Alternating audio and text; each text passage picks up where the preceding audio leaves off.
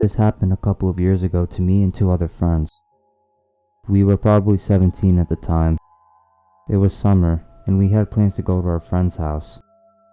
There is this park that is halfway from mine and hers, so my friends and I decided it could be nice to sit in this hut in the park and have a smoke on the way to our friends. This was in the evening, so it was getting dark already and time passed. It was dark enough for the street lights to turn on. It's important for the story to explain a bit how the hut was situated in the park. The park was shaped like a big circle around a lake, so the hut we sat at had two entrances from the left and the right. These entrances then connected to the main park path. The hut is open and just has bench seats in a circle and a roof, but open air, if that makes sense. Anyways, the street lights on the right side were not working, so it was extremely dark on that side. My friends and I are chatting away and people are walking past like normal, nothing strange. Then this man comes from the left and is walking really slow now. But it's the summer, remember. And he had on a long thick trench coat with a top hat that had a feather and sunglasses. He walked super slowly into the dark and just stood there in the dark. I could make out his silhouette just standing there. At this point, all of my friends are quiet as well, and we are feeling uneasy as we are all girls. Then the man begins to walk back towards the street light that has light on the left side. He stands there for a couple seconds staring again, then he proceeded to walk slowly down the path to the hut, still staring at us. We thought maybe he would just walk through and wanted to scare us, but no. He then sits down in front of us and begins to talk. For context, we live in Brussels, so we started speaking French and said, "What a lovely evening, ladies." We speak and understand French, but in that moment, we knew it was smarter to pretend we don't, so we just say, "Sorry, English." You can see him get agitated and mad, and he starts going on this whole rant about how we should speak the language of the country, and how stupid English people think they are better than everyone else. As I said, he was quite mad while saying all this. I began saying to my friends we should probably leave now. Our friend is expecting us at our house soon. Since my other friends were so scared to the minute I said that, they immediately said yes, and started to walk the path to the main park path, but they left their bags and everything. I had to call them back like, "Guys, your bags." And they came running back, and while we are quickly gathering our things, he's just staring at us. We got our things and started walking when we suddenly hear, "Hey, hey, come back here." We turn around to see him holding up the can of Coke my friend had left, and he said we should not litter and to come back and throw it away. We began to run at this moment and didn't look back. The whole way to my friend's house, we were so creeped out and scared that we thought he would follow us or something, and any person who walked behind us, we panicked. What scared us the most was he had his hands in his pocket the entire time, and then he held up the Coke can. There was something else in his hand that shined with the street light. None of us could make it out, but we assumed with the shape of the object, the way it shines from the light, his behavior and his hand in his pocket the whole time, as well as calling for us to come back, we think he had a knife. We have never seen that man since, and all of us refuse to go around that area at night now. We're not sure what that man would have done if we had stayed longer, or had come back to throw the Coke can out, but I'm glad we didn't find out.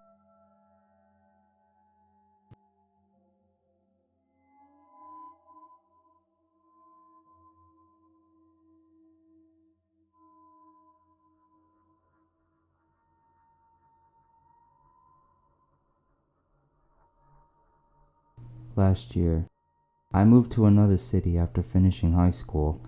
I assessed several college options and decided on one that would have me move roughly 3 hours. I found an apartment where I would be able to live without roommates, and that was in a safe part of town with reasonable rent.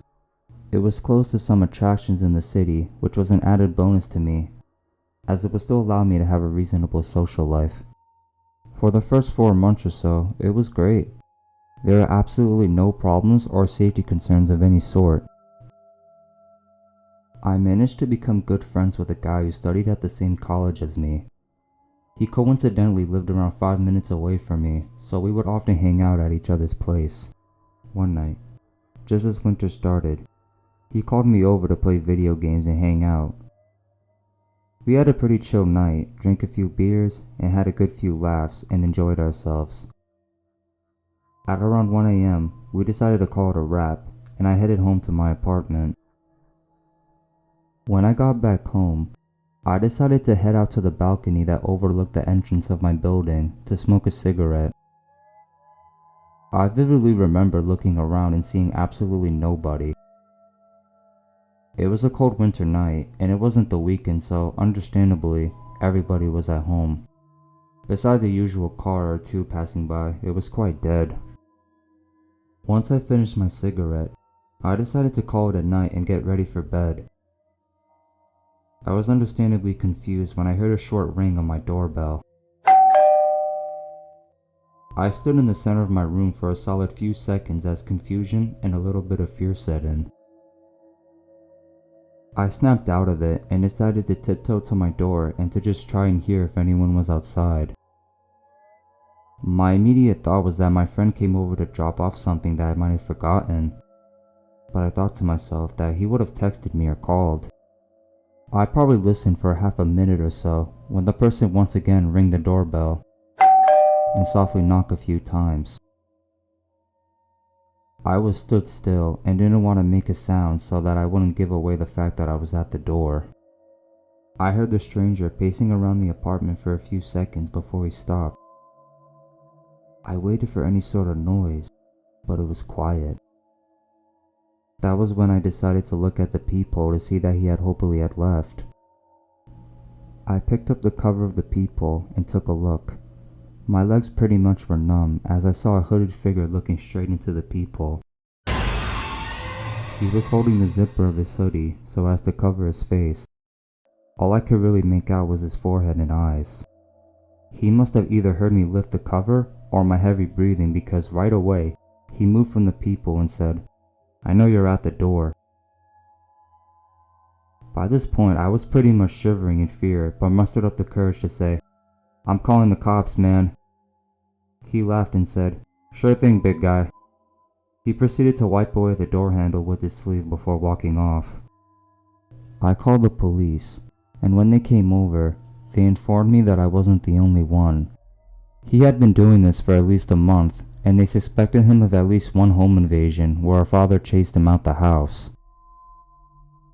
I crashed at my friend's house for around a week or so after this before going back into my apartment. It's been a year, and I've never heard of any news about him. He could have been arrested by now, but as far as I know, he hasn't been.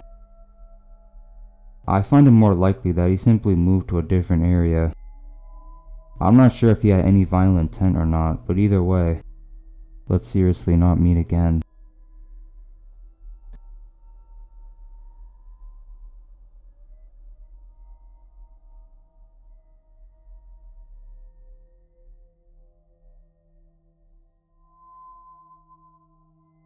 A few years ago, when I was living in Los Angeles, California, I lived next door to a mortuary. Tons of creepy energy from here alone, and right beside my house was a halfway house, full of ex-cons, drug addicts, alcoholics, etc. The house was 2 stories and overlooked my backyard. They would play loud rock music early in the mornings, and some of them would sit in the window upstairs to smoke. There was one guy in particular who smoked a lot.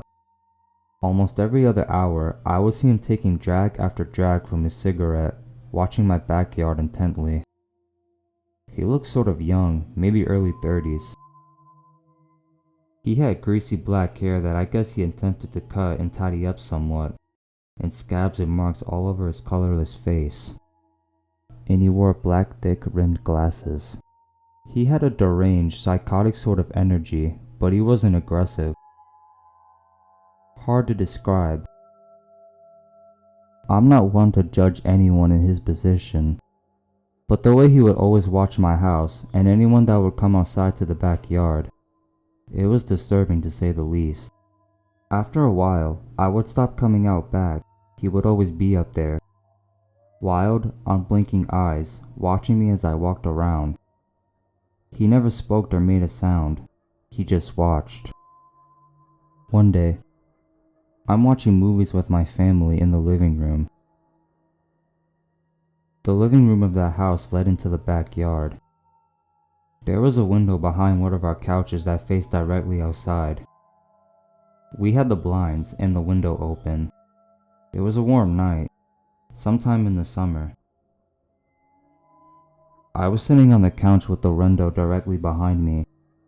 I think I heard something outside, I'm not sure, but for some reason, I turned around to look out of the window, and there he was, up in his window looking right at me. He was shirtless. I could see scabs all over his upper torso. His eyes were wider than normal.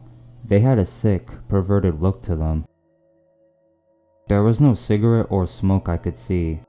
His hands were down out of view. I think he was even nodding his head a little bit. We stared at each other for a short few seconds before I abruptly closed the blinds and silently continued to watch the movie. I had trouble sleeping that night, knowing he was still over there. Luckily,